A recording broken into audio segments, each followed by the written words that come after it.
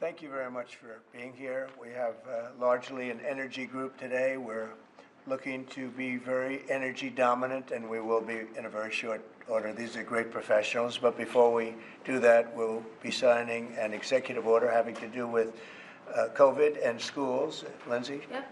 So this first executive order, it prohibits federal funding for COVID-19 mandates, vaccine mandates in schools. Okay, and that will meaning they want to clear that up, Yep. the discrepancy. So any schools that require students to be vaccinated with COVID-19 shot, then there's no more federal funding. So. Okay.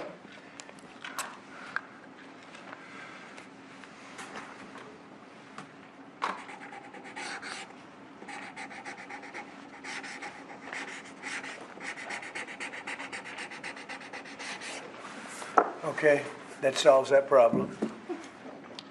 Sir, will the Department of Education have to handle that? Yes, it'll go through the Department of Education. Okay? Thanks. Can I make one comment, Mr. President? Yes, please. As a father of 9, thank you. We should have parental freedom to decide what vaccines our kids take, as opposed to school systems and governors forcing upon the people that love these kids the most, which is the parents. So thank you for citing that. Great, thank you very much. People wanted that very badly. Okay. Okay, and here is an executive order establishing the National Energy Dominance Council. So that will be chaired by the Secretary of the Interior, Mr. Burgum, and the Vice Chair, Chris Wright. And so this will reduce costs with respect to energy, establish American independence with energy, and also unleash energy dominance. Good, thank you. And this is a big deal. We have more energy than any other country, and now we're unleashing it, to put it nicely. And I'd like to ask Doug, you're going to be heading it up. You and Chris, would you say a few words about it, please? Yeah, absolutely, sir. Good afternoon. President Trump wisely understood that under the Biden administration, there was a war against American energy, and today that war officially has ended. President Trump on day one declared a national energy emergency. And this is a real emergency because under the Biden administration restricted the production of oil and gas. Production's still coming, but when you stop holding leases, when you take 625 million acres of land out of ocean land, out of production possibilities through an executive order, you're really restricting the balance sheet of America. But today, as President Trump said, this is unleashed. The National Energy Dominance Council will be made up, all the folks that are standing beside me here, other cabinet leaders and many more, represent President Trump's wise decision that we need a whole of government approach to unwind. The Biden administration had a whole of government approach that had the war against U.S. energy. Now we need to turn that around 180 degrees and unleash that potential. We've got to unleash it from the Gulf of America all the way up to Alaska. We have amazing resources in this country, and we haven't been getting a return on them. Many of these are under public lands. The interior has 500 million acres of surface, 700 million acres of subsurface minerals, critical minerals, and offshore close to 2 billion acres. And that balance sheet is the biggest balance sheet in the world, and it's been completely underutilized. Everybody knows we have 36 trillion in debt as a country, but no one knows how many hundreds of trillions of dollars of assets we have. And President Trump is asking us to go get a return on that investment for the American people. And with that, we're going to have prosperity at home with lower prices, and we're also going to have peace abroad. Because the wars that we've been engaged in, or our allies have been fighting over the past few years, have been funded by the oil sales of our adversaries. So we have an opportunity, and we also are in an AI arms race with China. The only way we win that is with more electricity. And we also have an energy emergency in terms of electricity. Too much intermittent, unreliable, not enough base load. We've been shutting down the base load that we have. President Trump is going to reverse that, and it's going to allow us to win the AI arms race, which is the most important thing that we have to do relative to our future. So with that, I want to say again, thank you to President Trump, and I want to thank my fellow members of the Energy Council here. I'm going to kick it over to the Vice Chair, Chris Wright, who's the Secretary of the Department of Energy. Thank you, Secretary Burgum. Today is truly a great day for our country today. And Secretary Burgum laid out so many of the problems the last 4 years. If you put barriers in front of energy, you make it more expensive, you make it less reliable, you make it harder to do business here, and harder for our consumers to pay their bills. With this fantastic action from our president, we now have authority across the government to lean in to fix these problems. And I'll start out with one specific right away. This morning I signed our first LNG export license, unpausing the pause in action. The Commonwealth LNG project that'll be on the Gulf Coast in Louisiana is now officially ready to go. This will be a large construction project for American workers. It'll draw demand for more American energy production that'll be shipped overseas to our allies. Many more of those to come. We're also working aggressively to roll back standards that have made appliances more expensive for Americans, and dishwashers that take 2 hours long and don't get your dishes clean. Nobody likes that. That's about standing in the way. And with this President Trump and our new National Energy Dominance Council, there's so many things we can do to make American lives better, bring down costs, and grow opportunities. And with that, I'm going to kick it over to a fellow member of the Council, our Administrator of the EPA, Lee Zeldin. Thank you, Secretary, and honored to be serving on the Energy Dominance Council. At EPA, we're doing our part to power the great American comeback. And President Trump has made it clear that he wants EPA to be doing our job to ensure that we are unleashing energy dominance however we can help, that we are assisting in making America the AI capital of the world, that we are pursuing permitting reform, that we are helping to bring back American auto jobs. This is the mandate of the American public. The Trump mandate, it was clear, and the guidance from President Trump to me when he asked me, thankfully, for the opportunity for us to be able to serve together in partnership to unleash energy dominance. This is a moment that we must meet. To that end, it is important to note that the prior Biden-Harris EPA issued a waiver to California for tailpipe emissions. This was a rule that should have been submitted to Congress. We will submit it to Congress. Congress will have the opportunity through the Congressional Review Act to make that waiver go away. We will do everything in our part to help the American people to make life in America more affordable. The golden age of American success is upon us. If you're excited about the last 3 weeks, that was just a taste of the main event, the entree to come, the next 4 years being the greatest term in the history of the American presidency. With that, I'd like to introduce Sean Duffy. Thank you. So, first of all, thank you for the work on dishwashers. We use more water to wash our dishes before we put them in the dishwasher. That's right. We're not saving water, we're using more water, so thank you for that. But I'm also joining the EPA. We've introduced our rules to start to look at the CAFE standards. So we're looking at how much it costs for end users when they put gas in their car. And the Biden era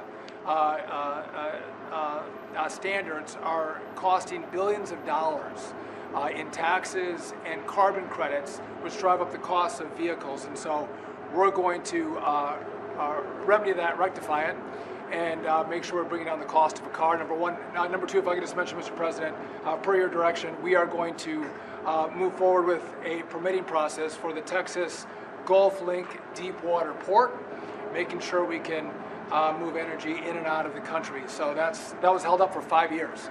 It was stonewalled, bureaucrats got in the way. We're now going to move forward with that, making sure we have great oil infrastructure in the country. Great, thanks. Great And job. Howard Lutnick? Yes. So, the nanny state, you're feeling the end of the nanny state. From straws made of paper to regulation endlessly harming Americans and holding us back.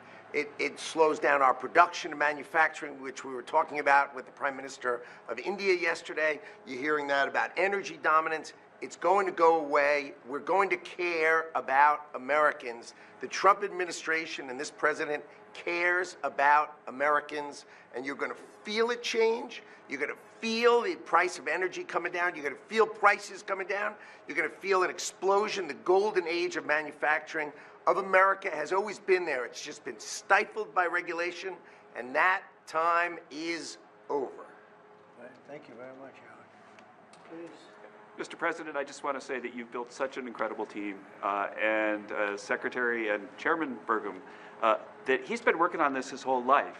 And so what I expect you to see, sir, is action as early as next week that is going to shock people about how good it is for Americans. And so thank you for your leadership, sir. Thank you very much, Kevin. And we are also working on a project that has been under wraps for 20 years. Everybody wanted it. It's been held up by New York. It's a pipeline that will bring down the energy prices in New York and in all of New England by 50, 60, 70%. It should have been done years ago. We'll be speaking to New York, and the New York is actually the biggest beneficiary because their energy costs are very high. This will reduce them very substantially. But all of the governors want this to happen, and I think it's going to happen. It's now going to happen. It's something that's would rather not have to go eminent domain. We'll do that if we have to in New York, but hopefully we won't have to do that.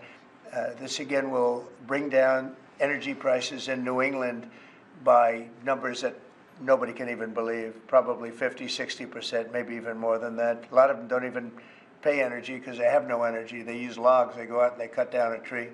It's really a terrible situation. So we're going to get this done, and we can have it done once we start construction. We're looking at anywhere from 9 to 12 months, if you can believe it. It's going to go very rapidly. The other thing I'd like Doug to mention, the 635 million acres that Biden so viciously took out of our net worth. If you look at it from the standpoint of a company, you talk about net worth. They've destroyed our net worth. We're putting it back. It will be back as of this afternoon. And Doug, could you mention that? All of the millions and millions of acres that he just handed back to nobody. The executive order by President Biden that wiped out these trillions from our balance sheet. President Trump signed an executive order instructing me as the Secretary of Interior to unban that ban, and that's been accomplished. And so those are back on the U.S. balance sheet. Okay. Sorry, which one is that? The 625 million acres of offshore that was banned from further lease sales. Further anything. And 625 million acres is Right. 1/3 the size of the lower 48 that was taken off our balance sheet. It's back on there now. President Trump cares about the American people. He knows that these public lands belong to the public. They don't belong to Washington bureaucrats from the prior administration, and we're going to make sure that we get a return on investment for the American people. The amount of money that he took off our balance sheet, if you look at it as a balance sheet, it was incalculable. Nobody's ever seen anything like it. And he did that, I guess, in the last few days of the administration. He just wiped it out. 635 million acres, which if you sit down and look, it's like that's a major part of the ocean. And he just gave it away and took it away. And fortunately, it wasn't done with an act of Congress or anything. And we did it in a, I think, very abbreviated, very quick, and very legal procedure. And it's now back on our balance sheet. It's back as part of our country. What they did was so horrible. It was just a terrible thing to do, an unbelievable thing to do. Also, they mentioned dishwashers and sinks and showers and the whole thing. We're going to get rid of those restrictions. You have many places where they have water. They have so much water they don't know what to do with it. But people buy a house, they turn on the sink and water barely comes out. They take a shower, water barely comes out. And it's an unnecessary restriction. And basically, I think we're going to be going back to the Trump rule. We had it, and everybody was happy. And then these people came in and they restricted it again. So we're going back, and we'll get it approved by Congress. In addition, we'll get it approved by Congress. So for 4 years, it's good, but we're going to get it permanently taken care of.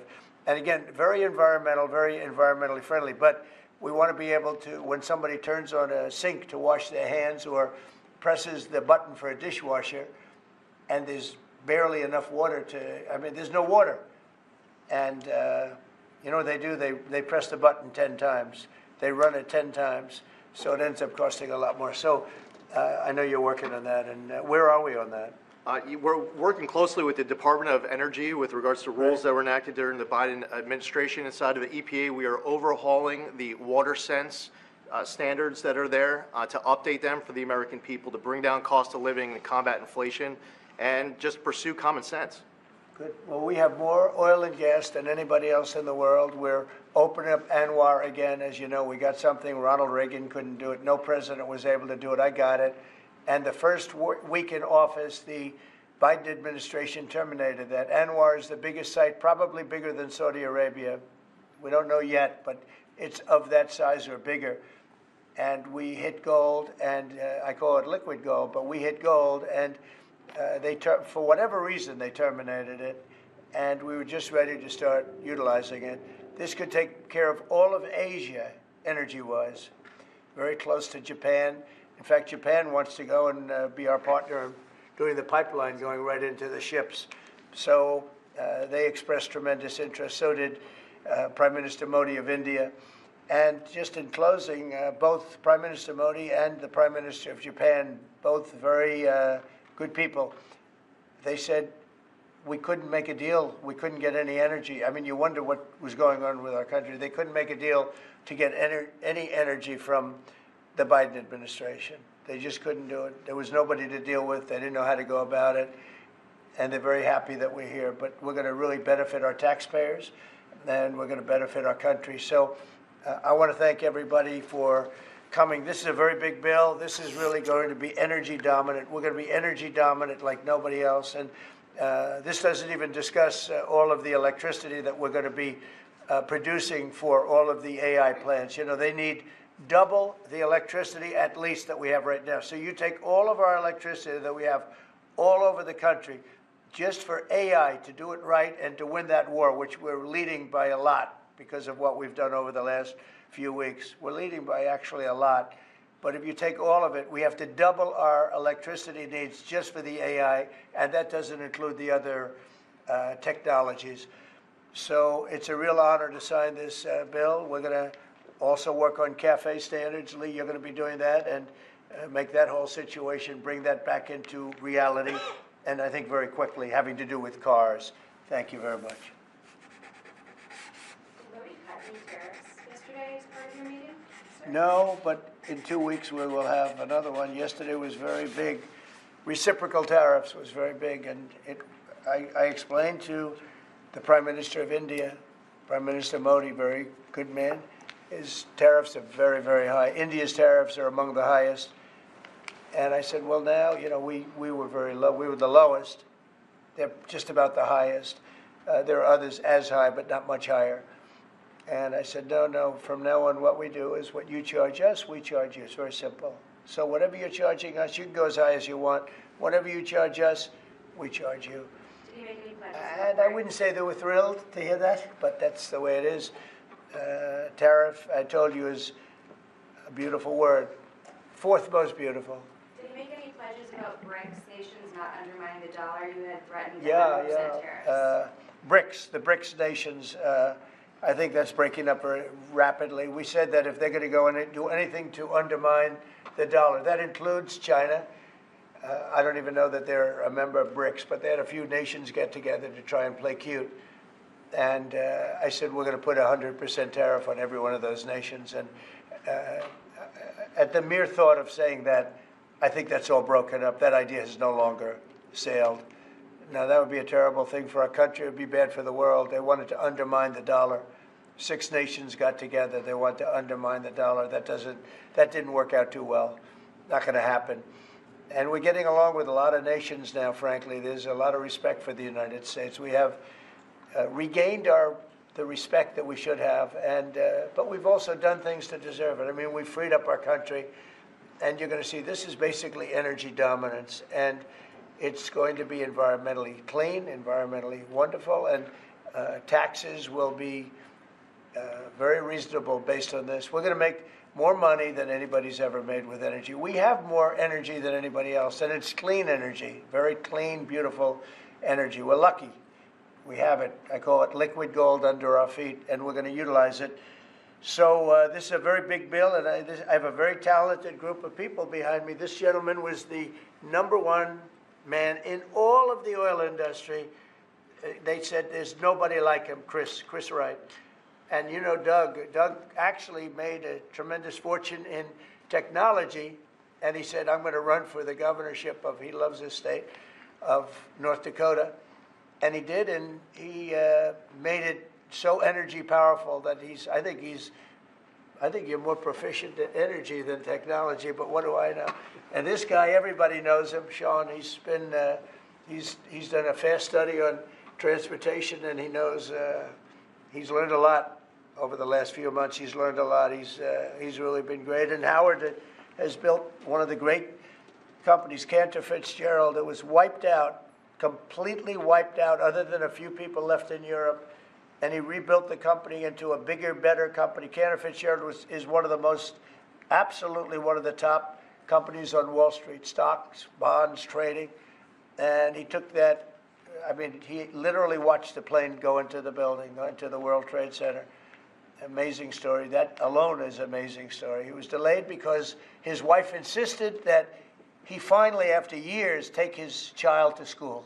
So he took his child to school that one day, because normally he would have been in the building at 6 o'clock in the morning. That's that business, right? So you owe your wife a lot and your child a lot, right? But his wife insisted that he take his child to school. For 5 years he didn't do it. He was horrible. What kind of a father was he? Okay, I'll do it. And he was therefore driving down at 8:43, whatever the time was, down the West Side Highway, and he saw the plane go into the side of the building. He said, wow. And he occupied the top 3 floors of the World Trade Center, of the one building of the World Trade Center. And you know what happened there? He lost 100% of the people in that, his whole company was there. And he rebuilt his company step by step over years and became bigger and stronger. And he gave a tremendous amount of the profit to the families of the people that died, which he didn't have to do. And now he's working with us. He did an incredible job. I mean, anybody in that world, they know Howard Lutnick very well, and I'm honored to have him running commerce. He's going to be incredible. He loves the country. And Lee was a great lawyer, a great congressman, very successful person, both as a lawyer and as a congressman, and knows a lot about the environment, cares about the environment. And we were lucky that I was very happy that you joined. And he was with me right from the beginning, always was with me, and I've always been with him. And Kevin Hassett, we know everybody knows Kevin, and he's fantastic. And you and Lindsay, you and your team are incredible. The job you've done, we really appreciate. Thank Will, and the job you guys are doing is really fantastic. We're knocking this out.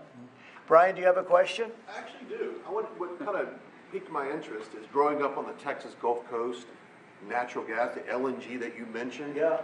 What's the potential for like new jobs or growth in that area? I mean, that part of the country, Southwest Louisiana, Southeast Texas, they depend on that. I would say that potential is simply tremendous. You know, 20 years ago, the United States was the biggest importer of natural gas in the world. And we had natural gas prices 2 or 3 times higher than they are today. But with shale revolution and great entrepreneurs in Texas and Louisiana and across our great country, we are now today the largest net exporter of natural gas in the world. And so much of the world is depending upon natural gas is the fastest growing energy source, has been for 50 years. We were the driver of that, and then we paused. We stopped our ability to grow natural gas exports. Both the Japanese government and Indian government expressed great distress about that. They're going to count on energy imports from the U.S., and we may just change our mind. So I think they're thrilled to see the actions of this president say America's open for business. Yes, we have the energy, we have the people, we have huge job opportunities and investment opportunities, not just in the oil and gas industry, but all those surrounding communities that are lifted up by that more production here. And as we produce more production at scale, not only does it allow us to export, but it becomes more efficient, and it helps us drive down the cost for our domestic consumers as well. Yeah, I know they're really happy, so just let you Thank you. 'Cause I grew up in that area. Thank you, Brian. And I will say this, that this all started 8 years ago when I got elected. We were doing this, not to the extent that we're doing it now, but we were doing this, and we became #1 in oil and gas by far.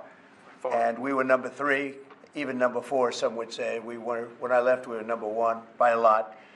And then they pulled way back, and the prices started going through the roof. And then they went back to my plan, but by that time the prices had already gone up. So they really disrupted it. But now we're going to take it to a new level. It's going to be amazing. And we're also, it's very powerful, clean coal. We have more coal than anybody. This is good, beautiful, clean coal. And if you notice, China's opening up a coal plant a month. Germany is now opening up a coal plant every 2 months. Very powerful. It's probably the most powerful source of energy in terms of generation of electricity and other things. And we're going to utilize our good, clean, beautiful coal and oil and gas. We have more than anybody of everything, and we're going to take advantage of it. And I appreciate everybody being here. Mr. President, Yeah, on the energy, please. Can I ask you, sir, about what's happening in Munich? Senator Roger Wicker shepherded Defense Secretary Hegseth through his confirmation. He got him through that process, and then he had some tough words for him overseas. He said it was a rookie mistake for Secretary Hegseth to outline what would or would not happen as far as Ukraine's membership in NATO goes.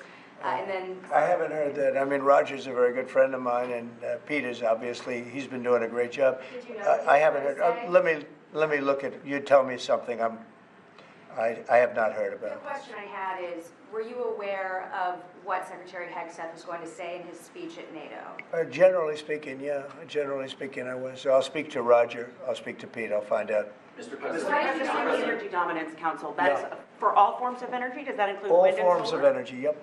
And the pipeline you mentioned, sir, is that Constitution Pipeline in New York? Yes. Can you, is Yes. that the I project? believe that's so, finished? right? Yes. Yeah, that's what it is. And, you know, they've been trying to get it for 20 years.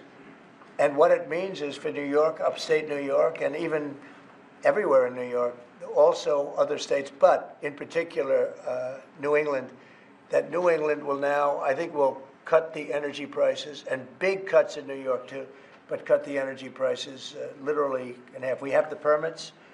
We have permits that just about everything we need a New York permit, and I would imagine they want to do it because their energy prices will come down so far. And it's a lot of jobs for New York. It's a great thing for New York. Everybody wants it. We'll be meeting with the various governors, Governor of New York, and the other governors too. And we can have it built in about 9 months, and let's say 1 year, but we can actually have it built in pretty close to 9 months. It's all set. We have most of the permits, almost all of the permits. And on just, you're prioritizing energy dominance today. You've also prioritized trade balance. The oil industry is a little worried about the steel tariffs. I mean, they put 20,000 feet steel in the ground at a well. How will you balance that? Is there a possibility? You're talking about steel and aluminum. Indeed, steel tariffs. So the steel, I saved the steel industry in my first term by putting on tariffs because China was dumping massive amounts of steel. Others also, but mostly China. And I put very substantial, we took in $600 billion worth of tariffs from China. No other president's taken up, literally haven't gotten 10 cents from China, not 10 cents. And hundreds of billions of dollars came in from China. And they understood it. They understood what I did. But the dumping stopped. And had I not done that, you wouldn't have one steel mill, I think I can say, not one steel mill operating in this country. And we need steel. We need steel. I mean, there are some things you have to have, and steel is one of them for military, et cetera. So I think steel is going to be very strong. It's going to be very strong. I think it'll go back to being really powerful. We saved it. I mean, we were talking about U.S. Steel last week. U.S. Steel would have been closed, totally closed. We saved it. And now it's going to become, I think, very, very profitable. The tariffs are going to save a lot of industries. Mr. President, U.S. Steel, can I just follow up on U.S. Steel just go very ahead, quickly, finish sir? If the Japanese company that's interested in U.S. Steel wants to take a minority stake as opposed to full ownership, is A that minority fine? stake I wouldn't mind greatly, but what they're doing right now is they're going to be investors, and they're going to be investing in, I think, debt and various other things. But we didn't want to let U.S. Steel go to a foreign company. U.S. Steel was the greatest company in the world for a period of 15 years. It was, you know, it was the big deal 80 years ago or so. And psychologically, we can't even think about letting that happen. But what is going to happen, and we've already seen it, you see it in the stock price, with the tariffs, U.S. Steel is going to be a real powerhouse again. Mr. President, if I could just follow up on Jackie's question about Munich. Vice President Vance's speech to the conference has ruffled quite a few feathers in Europe. What did he say to ruffle them? I don't know. He was talking about the freedom of speech and migration in Europe. Do you believe that European leaders have a fundamentally different view of the world than this administration's? Well, I heard his speech, and I tell you, you're talking about JD's speech, right? Yes, sir. I heard his speech, and he talked about freedom of speech, and I think it's true in Europe. It's losing. They're losing their wonderful right of freedom of speech. I see it. I mean, I thought he made a very good speech, actually, a very brilliant speech. Yeah. Europe has to be careful. And he talked about immigration. And Europe has a big immigration problem. Just take a look at what's happened with crime. Take a look at what's happening in various parts of Europe. I thought his speech was very well received, actually. I've heard very good remarks. And in regards to Ukraine as well, yesterday you mentioned that you thought Ukraine's NATO aspirations were one of the main reasons that the war broke out. Who do you blame for the war, Ukraine or Russia? Well, I think that there were a lot of people to blame. All I can say is very simply, if I were president, that war would never have happened. And you know what else wouldn't have happened? The Middle East wouldn't be all blown up, and October 7th wouldn't have happened either.